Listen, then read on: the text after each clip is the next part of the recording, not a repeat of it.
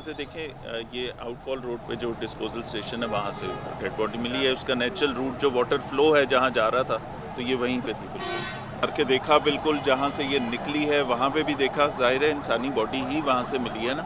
और दूसरी बात ये कि टाइम का डिफरेंस ये ज़रूर देखना चाहिए कि जिस वक्त ये प्रोसेस हो रहा था उस वक्त वाटर फ्लो तेज़ होता है, वो पीक आवर्स होते हैं। एडिशनल आईजी स्पेशल ब्रांच है, सेक्रेटरी CNW हैं, ये तमाम लोग इसकी ये जो हाई लेवल इंक्वायरी कमेटी बनी है ये अपनी फाइंडिंग्स भी सबमिट करेंगे। लाहौर में दाता दरबार के करीब मां और कमसिन बेटी सीवरेज लाइन में गिर गई। 24 साल सादिया की लाश मिल गई। 10 माह की रिदा की तलाश जारी। DIG ऑपरेशन फैसल कामरान कहते हैं खातून की लाश 3 किलोमीटर दूर आउटफॉल रोड से मिली। बच्चे की तलाश के लिए तमाम इदारे मुतहरिक है। वज़ीर आला पंजाब का वाक़े का नोटिस। मामले पर फैक्ट फाइंडिंग कमेटी तश्कील दे दी।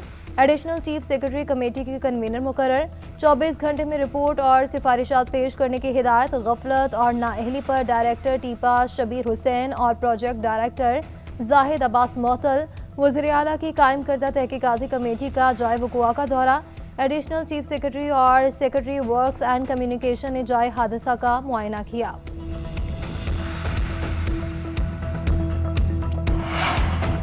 मंडी बहाउद्दीन के वासो रोड पर PTCL के मैन होल से 3 अफराद की लाशें मिली। रेस्क्यू हुकाम के मुताबिक 6 मुलजिमान तारे चोरी करने के लिए मैन होल में उतरे। ढक्कन बंद होने से 3 अफराद अंदर ही दम तोड़ गए। पुलिस ने 3 मुलजिमान को गिरफ्तार कर लिया।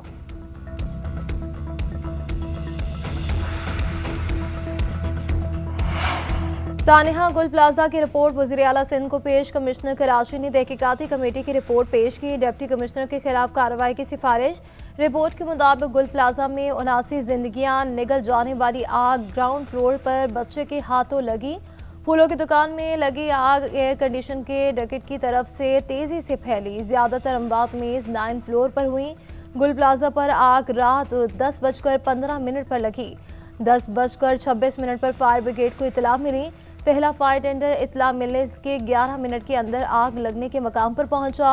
इब्तदाई रिपोर्ट मुतासरीन, एनी शाहिदीन और रेस्क्यू हुकाम से हासिल मालूमात की रोशनी में तैयार की गई।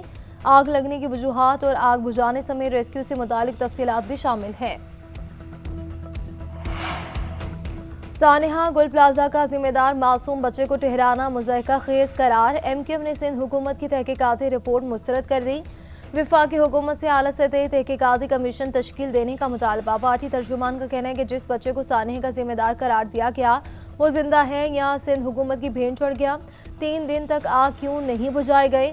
सिंध हुकूमत अपनी बदतरीन नाअहली और करप्शन मासूम के पीछे छुपा रही है। सिंध हुकूमत सानिहा गुल प्लाजा की मुलजिम भी है और मुदई भी। Opposition leader Sindh assembly Ali Khurshidi का कहना है कि पीपल्स पार्टी समझती है कि हम सियासत कर रहे हैं तो जुडिशल इंक्वायरी कराएं और सियासत खत्म करें। जमात इस्लामी ने भी गुल प्लाजा सानिहा पर तहकीकाती रिपोर्ट रद्द कर दी।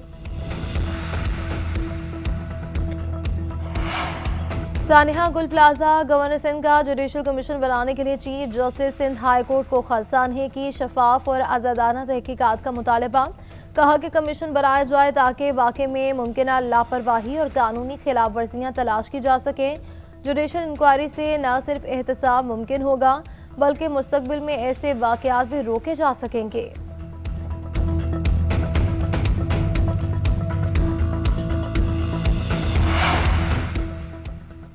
MQM कराची को विफाक के हवाले करने में संजीदा है तो विफाक को अल्टीमेटम दे और वजारतों से इस्तीफा दे, लेकिन ये ऐसा नहीं करेंगे। सिंध के सीनियर वजीर शर्जील इनाम मेमन ने MQM को चैलेंज कर दिया।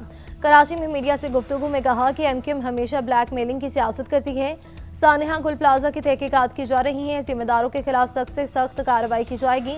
गुल प्लाजा जैसे था और वैसे ही तामीर किया जाएगा। जितनी दुकानें पहले थी उतनी ही दोबारा बनाई जाएंगी। दुकानदारों को आर्जी तौर पर कहीं और मुंतकिल करने का मामला ज़ेरे गौर है।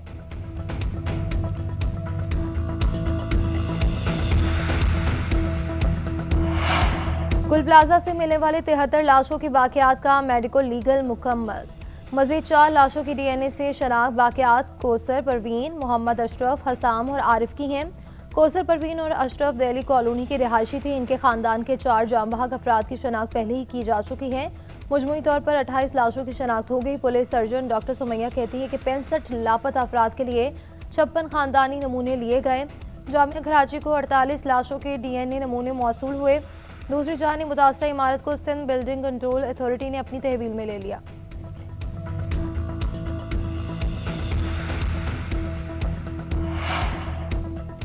अमरीकी सदर की ईरान को मुआहिदे ना करने पर बदतरीन हमले की धमकी। कहा कि ईरान ने मुआहिदा ना किया तो अगला हमला कहीं ज्यादा बदतर होगा। बड़ा बहरी बेड़ा तेजी से तेहरान की तरफ बढ़ रहा है। उम्मीद है कि ईरान जल्द अज जल्द मुज़ाकरात की मेज़ पर मुनसिफाना और मसावी मुआहिदे पर बातचीत करेगा। अमरीकी वज़ीर ख़ारिजा मार्को रूबियो कहते हैं कि ईरान में दोबारा एहतजाज शुरू हो सकता है। ईरानी अवाम का मसला मईशत है जिसमें बेहतरी नहीं आ रही। ईरानी हुकूमत पहले से ज़्यादा कमज़ोर हो चुकी। जर्मन चांसलर ने कहा कि ईरानी हुकूमत के दिन गिने जा चुके हैं। ईरानी हुकूमत के पास मुल्क पर हुक्मरानी करने की कोई इखलाकी हैसियत बाकी नहीं रही। फोर्सेस की उंगलियां ट्रिगर पर हैं। ईरानी वज़ीर ख़ारिजा का ट्रंप की धमकी पर जवाब। कहा कि ईरानी फोर्सेस किसी भी जारियत का मुंह तोड़ जवाब देने के लिए पूरी तरह तैयार है।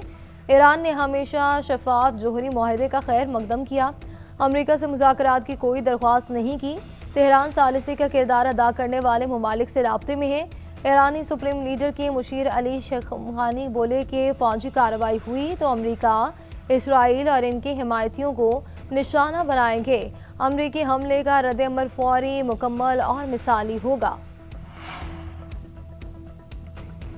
वज़ीर आज़म शहबाज शरीफ ने नेहरू के मामले पर आज अहम इजलास तलब कर लिया। CCI के फैसले की रोशनी में नेहरू के मामले पर मुशावरत की जाएगी। इजलास में नायब वज़ीर आज़म इसहाक डार, वज़ीर कानून, वज़ारत आबी वसाइल के हुकाम शिरकत करेंगे। पीपल्स पार्टी ने नई नेहरू के मामले पर शदीद तहफ़्फ़ुज़ात का इजहार किया था।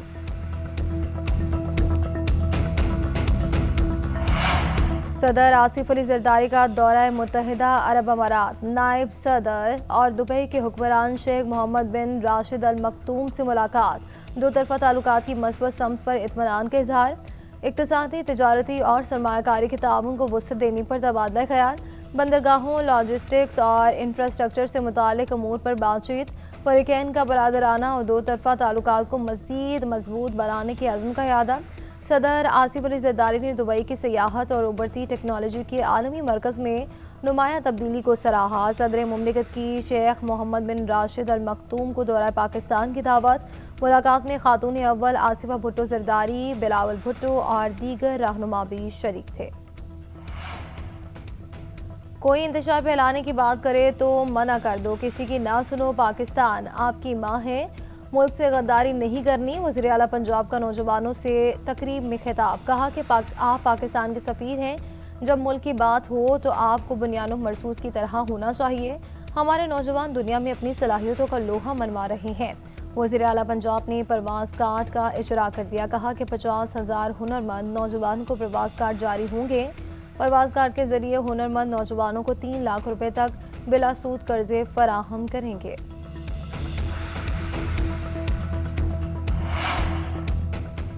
इदारों के खिलाफ बयानात तहरीक इंसाफ को महंगे पड़ने लगे। वज़ीर आला KP सुहेल आफरीदी के नाकाबिले ज़मानत वारंट गिरफ्तारी जारी। सेशन कोर्ट इस्लामाबाद ने रियासती इदारों पर गुमराह कुन इल्ज़ामात और साख मुतासर करने के केस में वारंट गिरफ्तारी जारी किए। अदालत का सुहेल आफरीदी को गिरफ्तार करके पेश करने का हुक्म। केस की मज़ीद समाअत 10 फरवरी तक मुलतवी। सुहेल आफरीदी के खिलाफ पीका एक्ट के तहत NCCIA ने मुकदमा दर्ज कर रखा है।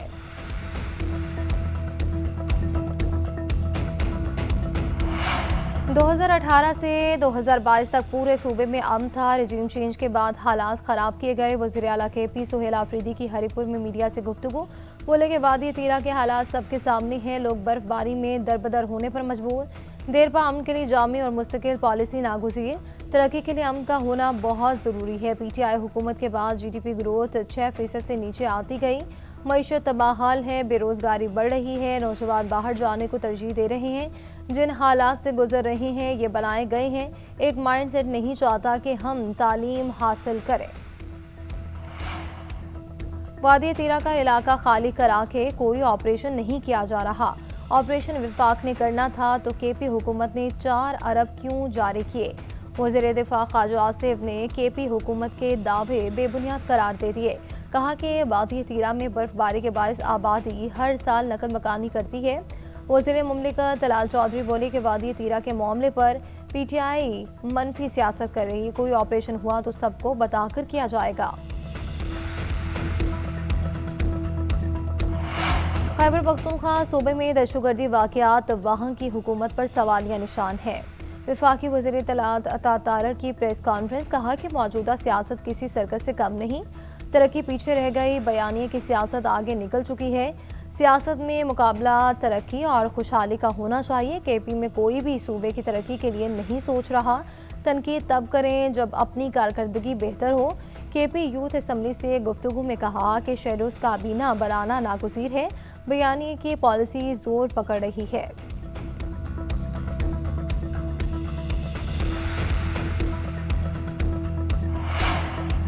चेयरमैन पीटीआई बैरिस्टर गौहर का बानी पीटीआई से मुलाकात कराने का मुतालबा। अपोजिशन इत्तेहाद और दीगर पार्टी रहनुमाओं के हमरा प्रेस कॉन्फ्रेंस में कहा कि खबर आई है कि बानी को अस्पताल लाया गया और फिर जेल से ले जाया गया।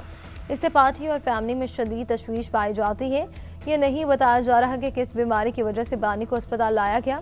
सलमान अकरम राजा बोले कि बानी पीटीआई और बुशरा बीबी से मुलाकातें न होना काबिल कबूल नहीं। चाहते हैं कि बानी को ज़ाती मुआलिज और फैमिली मेंबर से मिलने दिया जाए। असद कैसर ने कहा कि बानी पीटीआई की सेहत पर शदीद तशवीश है, फौरी मुलाकात कराई जाए। अलामा राजा नासिर अब्बास ने कहा कि सियासी बहरान 8 फरवरी के इलेक्शन से पैदा हुआ है।